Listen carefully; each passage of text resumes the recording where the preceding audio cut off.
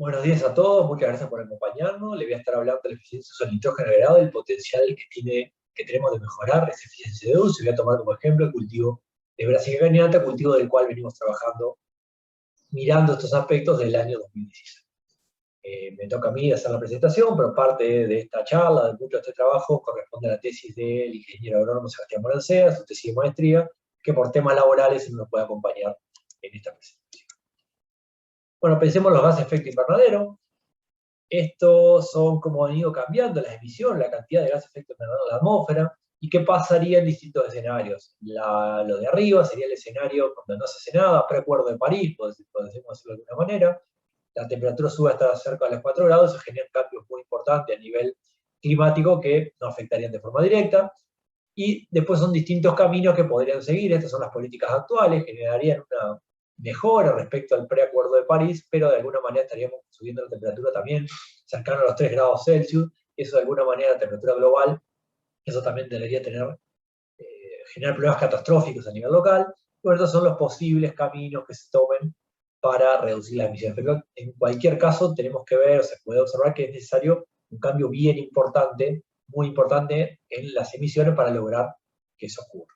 Habrán escuchado en la radio que se están negociando en este momento, en estos días, posibles caminos de reducción que los países van a tomar como posibilidades de mejora, pero bueno, cada uno tenemos que ir haciendo cosas en el sistema que no estamos trabajando.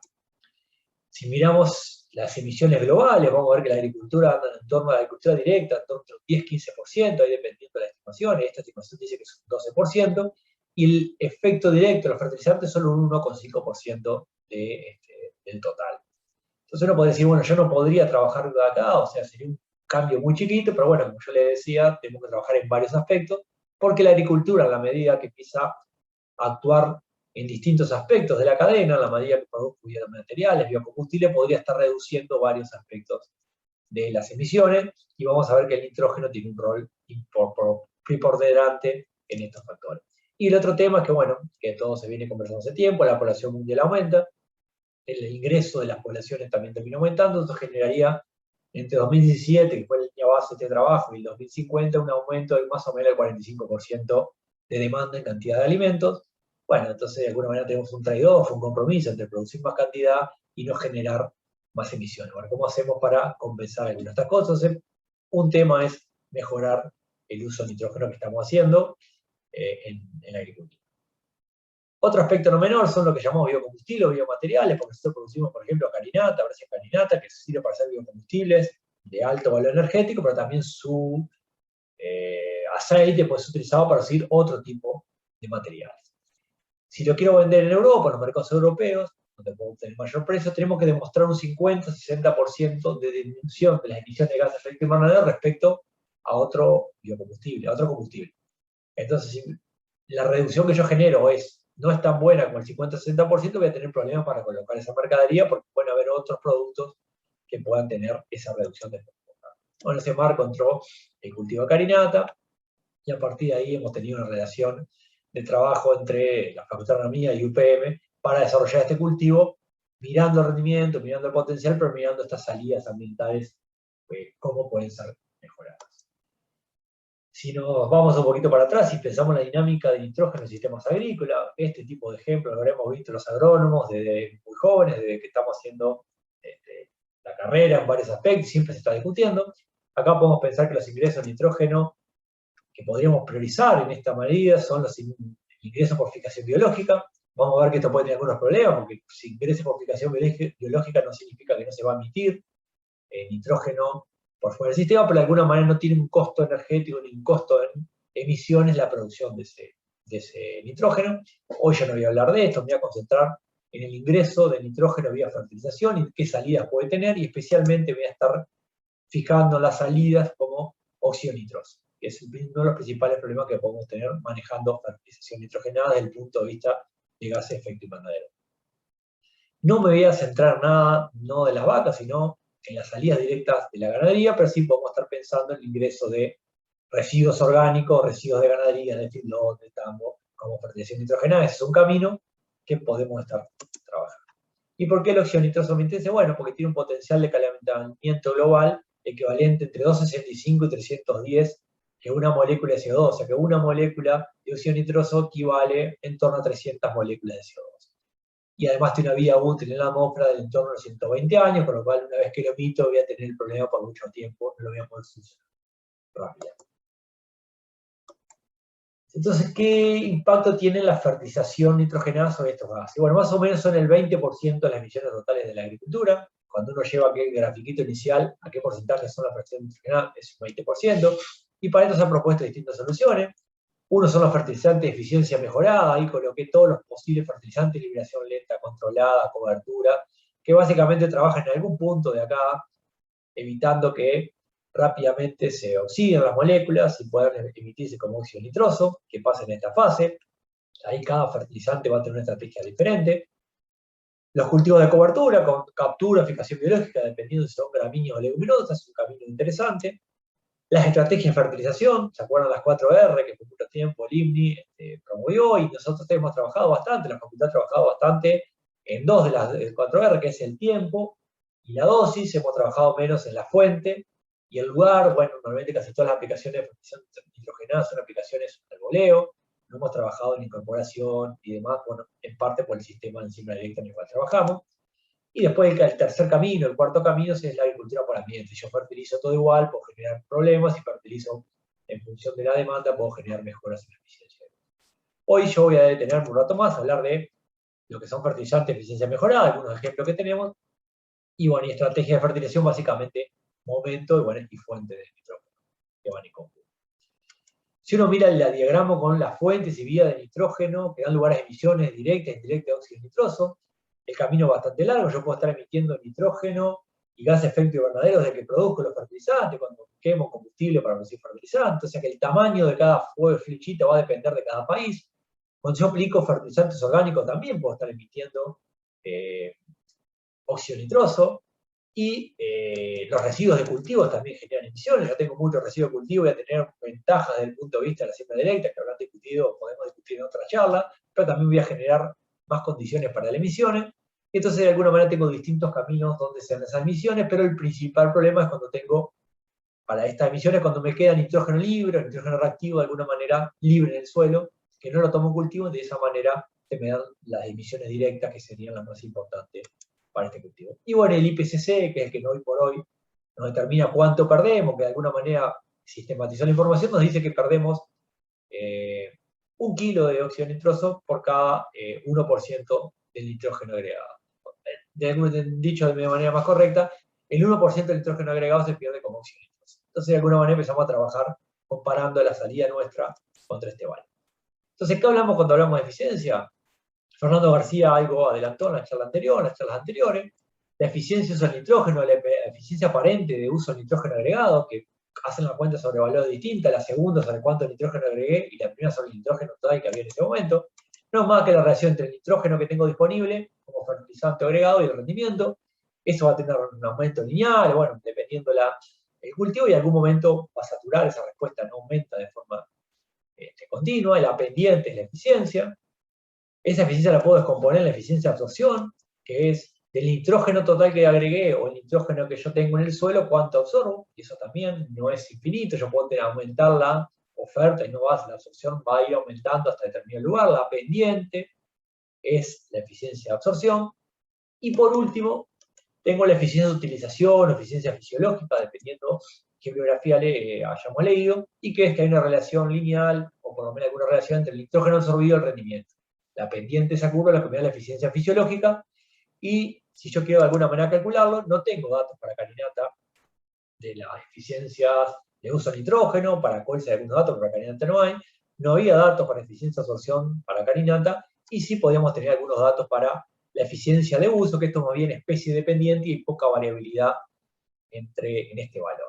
Es verdad que el mejoramiento en algunos cultivos ha hecho que esta eficiencia mejore, pero en cultivos como Brasil no esperamos demasiados cambios entre cultivares. Por lo menos a priori es lo que esperamos.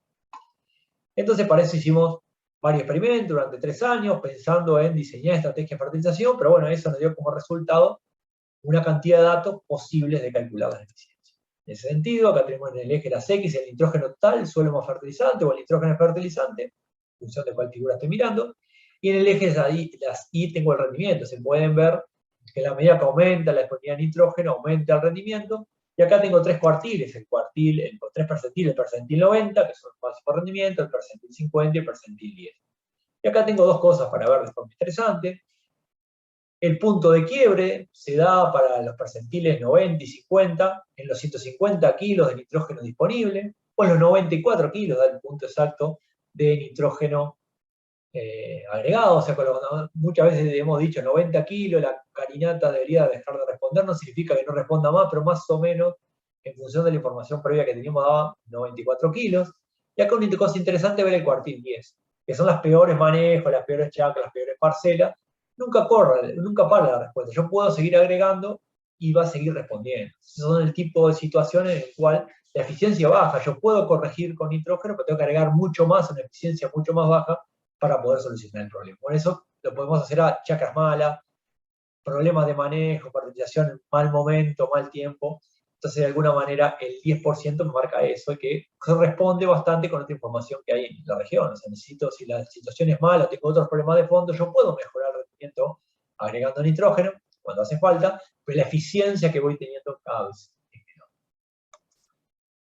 El otro punto que era bastante interesante es evaluar la eficiencia de absorción de nitrógeno para los mismos experimentos. Acá encontramos algo bastante interesante, es el nitrógeno total en suelo, y esta es la eficiencia de absorción, si es una que se absorbió todo el nitrógeno que había el día de la siembra.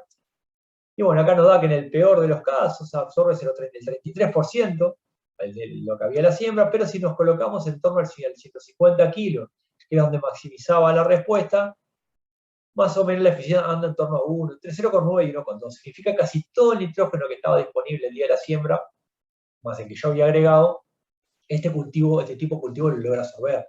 Y esto está bastante reportado en la bibliografía, que los cultivos de Brassica, en especial de Brassica carinata, tienen una capacidad muy alta de absorber nitrógeno, entonces dejan muy poco nitrógeno disponible en el sistema. Eso desde el punto de vista de las emisiones es bueno, porque me deja poco nitrógeno reactivo para estar utilizando. Entonces, si tengo poco nitrógeno reactivo, voy a tener poco nitrógeno disponible en el suelo para que las emisiones directas que veíamos al inicio ocurran. Entonces, acá una ventaja que estaba en la bibliografía que logramos de alguna manera calcular o estimar a partir de esta información. Y lo último que nos quedaba es ver la eficiencia de utilización, la eficiencia fisiológica. Encontramos que había una relación lineal hasta más o menos 160, 180 kilos entre el nitrógeno absorbido y el rendimiento. De nuevo, si yo miro el cuartil o el percentil 10, sigue teniendo respuesta a mayor cantidad de kilos. Esto significa que de alguna manera puede llegar al mismo rendimiento que los otros percentiles, pero con mucho más cantidad de nitrógeno, con mayor necesidad de nitrógeno. Eso genera una ineficiencia muy grande en el sistema, que de alguna manera va a ocasionar mayores daños. Y la pendiente de la curva más o menos me da 16 kilos, o sea que tengo 16 kilos de grano por cada kilo de nitrógeno agregado, y eso dijimos que iba a ser bastante estable a lo largo de la especie. No esperamos cambios muy importantes. Dos cosas interesantes para ver, que se pueden ver en otros cultivos, pero muy pocas veces se analiza de esta manera. Este es el índice de cosecha de nitrógeno. Está al revés el eje, en la medida que me muevo hacia este lado, aumenta el índice de cosecha, y si aumenta el índice de cosecha, aumenta la eficiencia de utilización. O sea, cuanto mayor cantidad de nitrógeno logro llevarme en el grano, estoy mejorando la eficiencia de utilización del nitrógeno, estoy generando más rendimiento con el mismo nitrógeno y estoy dejando menos nitrógeno reactivo en el sistema. Y en este cultivo, a diferencia que el trigo de cebada, si bien hay una pendiente, en realidad hay una cantidad de puntos que tienen problemas mayores de rendimiento, la mayor parte de los puntos se encuentran sin asociación negativa muy fuerte entre la proteína y el aceite. Más o menos, en promedio tienen 22 gramos por kilo de proteína y en torno a 50 gramos por kilo, o por 50% aceite y 22% de proteína, para decir valores más razonables. No hay un trade-off, un compromiso entre aceite y proteína para el nivel de fertilización de rendimiento que estamos manejando. Entonces, de alguna manera, no me estoy teniendo que preocupar, como sí puede ocurrir en trigo, cebada, que hay algunas diluciones de nitrógeno que me permiten o me generan algunos cambios no tan fáciles. Y bueno, y empezamos a ver que gran parte de tener una alta eficiencia o alta utilización de nitrógeno, estas diferencias que encontramos entre el percentil 10 y el percentil 90, pueden estar asociadas al momento que fertilizo y a la capacidad que le genera el cultivo de absorber. Y en general, vamos a ir viendo, construyendo acá en la charla, que a la medida que el cultivo crece menos inicialmente, va a tener menos capacidad de absorber y menos capacidad de generar biomasa, y eso va a estar limitando su rendimiento y aumentando el nitrógeno reactivo que dejo en el sistema. En ese marco, con el grupo de experimentos anteriores, que yo no les comenté, son todos en chacras productores, no son en estaciones experimentales, sino que son en chacras comerciales donde se producía el cultivo. Colocamos, después del 2018 que terminamos, seguimos con experimentos en el año 2019 y 2020, hicimos 2 experimentos por año, probando fuentes de nitrógeno y rendimiento. Entonces, si yo mejoro o evito las pérdidas de nitrógeno en el sistema, ¿cómo funcionaría de alguna manera? Entonces acá tuvimos 2 años bien contrastantes, en el año 2019, muchos de ustedes lo habrán sufrido, tuvimos heladas tardías, eso nos afectó también los experimentos de forma muy importante, vimos datos muy interesantes hasta floración con diferencias grandes entre fuentes, que después fueron borrados por la helada. Yo no voy a entrar en los detalles, pero en general, esta es la relación entre los tratamientos y rendimiento. Vemos en el año 2019 sin heladas, logramos rendimiento muy por encima que los años anteriores, utilizando esa fuente, y el gap o la brecha entre la chacra y los experimentos era mucho más grande. Pero no solo con las fuentes, por ejemplo acá en TEC 150, Sulfamo 150, en TEC 90, pero la fermentación actual, de alguna manera, también el actual le decimos, bueno, usando urea como fuente, también logramos rendimiento más grande y mejores eficiencias. Eso lo explicamos porque solo utilizamos los mejores tratamientos, o la estrategia actual que definimos fue la que mejor funcionó en el otro grupo de experimentos, o sea que era más o menos 60% cuando el cultivo estaba implantado, B1, B2, y el 40% en segundo. Usamos esa dosis dividida de esa manera, se priorizando agregado temprano. Y eso de alguna manera generó alguna ventaja. Tal es así que las eficiencias de uso de nitrógeno, ¿se acuerdan que esta línea roja, esto más o menos cuánto nos había dado para el grupo chacra anterior? En torno a 12. En el año que la helada nos comprometió mucho rendimiento, tuvimos parecido al promedio de la otra chacra, pero en los años buenos, o el año que no tuvimos problemas de helada y mejoramos mejor el nitrógeno porque habíamos aprendido en los años anteriores, habíamos logrado una eficiencia cercana en torno a los 30 kilos sin cambios importantes entre fuentes. O sea que había diferencia de rendimiento entre fuentes, algunas fuentes se diferenciaban de forma muy importante, a igual dosis, pero la eficiencia de uso fue bastante, muy similar, en torno a 30 kilos de grano por kilo de nitrógeno agregado. Y el año malo, donde la helada me borró gran parte del rendimiento, mantuvo la eficiencia de años anteriores. Entonces ahí vemos 2 cosas, hay un efecto fuente, pero yo puedo igualar, de alguna manera manejar ese efecto fuente, mejorando los momentos de fermentación. Son 2 factores que actúan de forma independiente. Y cuando miro la eficiencia de absorción de la fuente, no vemos una eficiencia muy diferente. Entre fuentes agregados, hay algún valor que sorprendía, como el ENTEC agregado 90 kilos por hectárea, la dosis 90 fue el que se diferenció realmente en la eficiencia de absorción de nutrientes.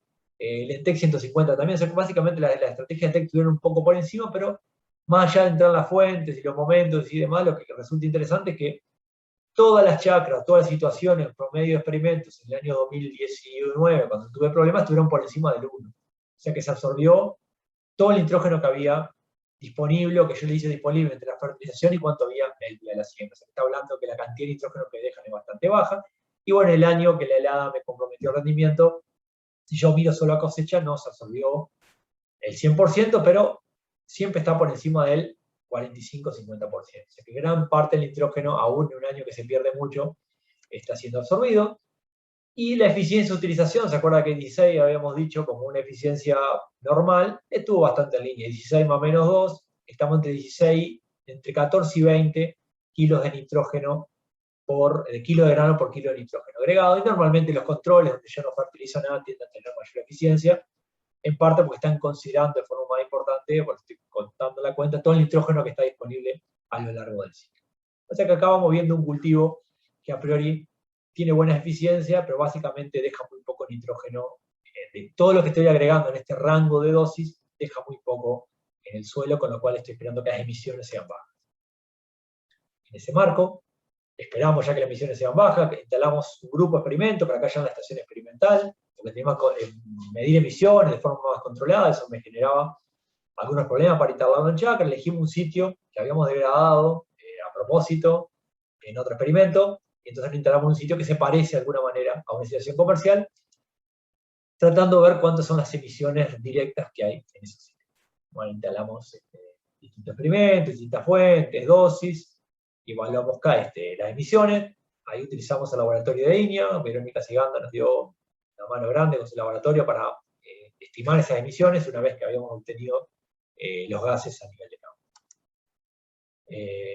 Bueno, en ese marco teníamos 3 tratamientos solamente, un testigo, actual 90, 60% en B2 y 40% en C1 y un testigo. Bien, bueno, entonces en el año 2019 encontramos una respuesta enorme a la fuente, hace diferenciación de forma importante. El 2020 sin efecto helado en la EMAC, por la ubicación geográfica, por el momento que sembramos era un poco más tarde que las chacras, de alguna manera la helada no nos generó demasiado problema, no tuvimos efecto entre fuentes. O sea que hay un efecto ahí, fuente, dosis, años, que se puede ver o no se puede ver, pero en general se comportaron bastante, no voy a perder tiempo ahora mostrando la eficiencia, tuvieron una eficiencia bastante parecida al resto de los experimentos en el campo, dejando muy poco nitrógeno reactivo, por lo menos la eficiencia de absorción fue muy alta, o sea, por encima de 1. Significa que absorbieron más nitrógeno del que había inicialmente, o sea que parte de lo que se mineralizó durante el cultivo también fue absorbido.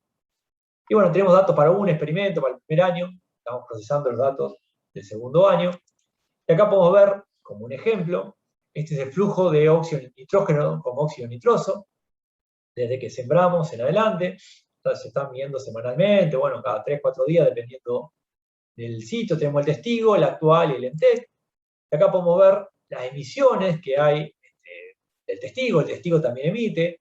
Acá vemos que el pico no coincide con la fertilización, coincide más con unos eventos de lluvia, o sea que hay un pico interesante, pero muy bajo. Ustedes capaz que no manejan valores, pero son picos muy bajos.